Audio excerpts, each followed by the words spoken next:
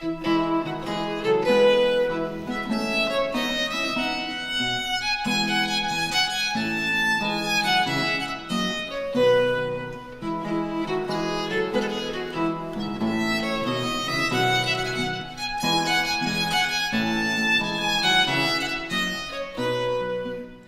Hals was a 17th century portrait artist in the Spanish Netherlands who influenced portrait art immensely. He was born in 1580 in Antwerp and died in 1666 in Haarlem. He is a well-known portrait artist whose loosely painted brushwork style is renowned across the world. He helped introduce a more lively and fluent painting style into Dutch art. He was a Baroque painter who made his living mainly by painting wealthy clients such as Pieter van den Broek and Isaac Messa, a clothes merchant and grain trader respectively. However, he did not only paint the rich, but also the poorest of the poor. He himself faced financial difficulties in his lifetime and had to work as an art restorer as well as sell his belongings to pay off debts on numerous occasions. He refused to travel with patrons and lived almost his whole life in Haarlem. This quest to remain independent may have caused him financial difficulties, but it also allowed him to illustrate social stratification of the time and become one of the most influential artists in Baroque portraiture. Not much is known about Frans Hals's life, and what we do know is not very consistent. Hals joined the Haarlem Painters Guild in 1610 and married at around this time as well.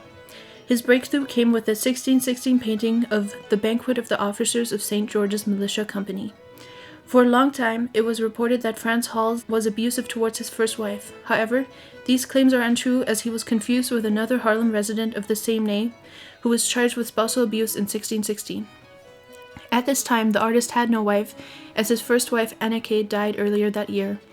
In 1617, he married Lisbeth Reniers and they had 8 children, who joined the 2 he already had with Anneke.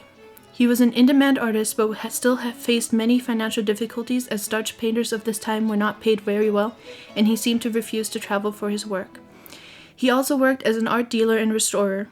Creditors took him to court more than once, which resulted in some of his belongings, including paintings, to be seized. His art was underappreciated during his lifetime and for 200 years after his death, only becoming renowned with the rise of Impressionism in the 19th century, when loose brush painting was becoming popular. Frans Hals' painting style was supremely unique to him. Nowadays, he is placed second only to Rembrandt van Rijn, who lived from 1606 to 1669, as the greatest Dutch painter of the Golden Age. He studied under Karel van Mander I, who lived from 1548 to 1606, and was a Mannerist painter and writer. Yet his style differs from Mander's classical realism significantly. His style of painting was something new and entirely of his own creation. Frans Hals was known for throwing together his works in a few tosses. He painted an owl in only 3 brush strokes. Most of his work was created in successive layers, however, as was common at the time.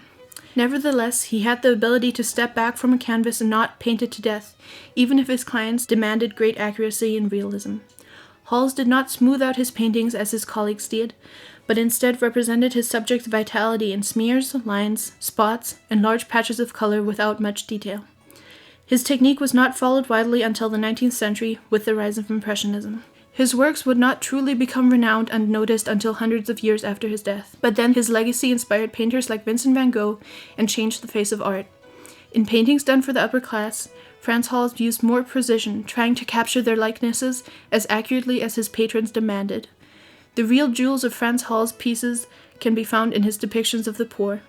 He mostly shows them as jolly and merry people, and uses less precise and more imaginative brushwork than he does with his commissioned pieces. Both in Male Babe, as well as Buffoon Playing a Loon, we can observe the smiling faces of those born into the lower classes. His loose, imprecise brushwork can be observed in his painting of a gypsy girl. Many of his portraits, both of the poor and the rich, feature smiling faces, something very rare for the time. It seems that it was more important to Hals to capture spontaneous moments of human joy in people of all stations in life than to construct symbolic expressions of honor or pride. One of his most spectacular early pieces is that of Katharina Hooft with her nurse, painted in 1619-20. It is currently exhibited in the Staatliche Museum in Berlin, Germany. It is a special piece as it depicts the rich Katharina Hooft as well as her wet nurse, presumably a woman of lower social class. This is an earlier commissioned work of his. It shows him adhering more closely to the accepted style of the time. We can see the dark tonality which was common in his early works, as well as the intricately detailed depiction of the flower-patterned dress of Katharina. We can see his unique style shine through in the vivacity of the brushwork of the faces and hands, however. Frans Hals' style can also be seen in the fact that he captured this pair in a snapshot of their life. The nurse was about to present her charge with an apple when they seem to have been interrupted and turned to look at the observer. This picture gives us a glimpse into everyday life in the 1600s, as we can see that even children, Katharina Hooft was about 1 year old when this was painted, adhered to the strict dress codes of the time. She wears an intricate corseted dress with a cap. Frans Hals also painted both of these people as smiling, perhaps to show their health and vitality. Especially in a society with such a high infant mortality rate, healthy and wealthy children were of paramount importance. We can see that Frans Hals painted Hooft's nurse with more freedom than he did Katharina. Her dress cap swirls and blends out slightly at the edges, which contrasts the perfect realism of Hooft's dress and illustrates the two different painting styles of Frans Hals. One of Frans Hals' later pictures is that of Male Babe, painted in 1633-35. The brush strokes in this piece are much less precise, and lines seem to flow into each other while still forming distinct shapes. The picture depicts a laughing older woman who seems to be in a crowded tavern.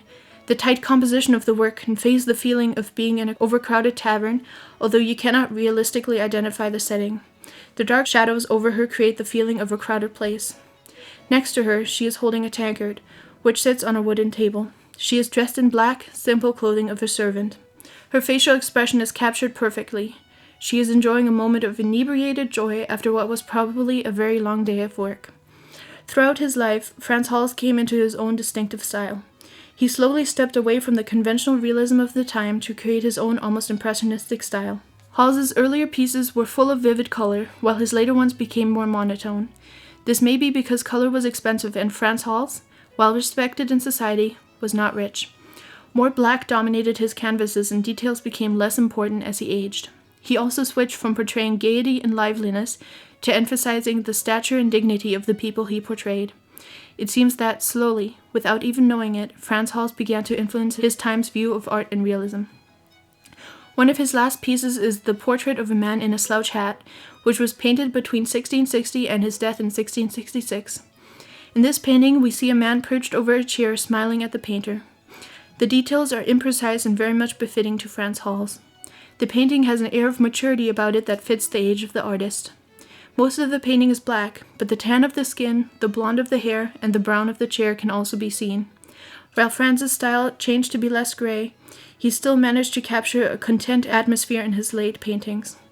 Frans Hals' paintings offer us insight on all levels of society as he painted people of all classes.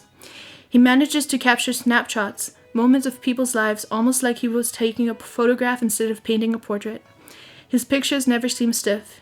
Even though his later portraits were not hyper-realistically drawn, they exude an air of believability because of their unstaged appearance. Even his engagement or marriage images, done for the upper class, show the gentry in mostly relaxed positions with content expressions on their faces rather than in artificial pose.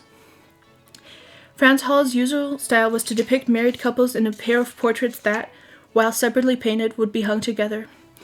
However, his most famous wedding portrait was a single double portrait of a couple, painted in 1622. Most believe this couple to be Isaac Massa and Beatrice van der Len. The couple is depicted in formal, austere black clothing, yet their poses are quite relaxed. They are leaning heavily against a tree with the wife's arm on top of that of her husband. In the background, a Roman statue, fountain, and building can be seen. The couple looks happy to be married, and the painting exudes Hals' typical liveliness while also respecting the contemporary tradition of emphasizing the high station of those portrayed by subduing their emotional expression. Frans Hals changed the face of Dutch art forever. He dared to step away from realism and bring in a lively impressionism unheard of in his time. He dared to defy social norms and paint those of all classes, giving us a glimpse into everyday life in the 1600s Spanish Netherlands.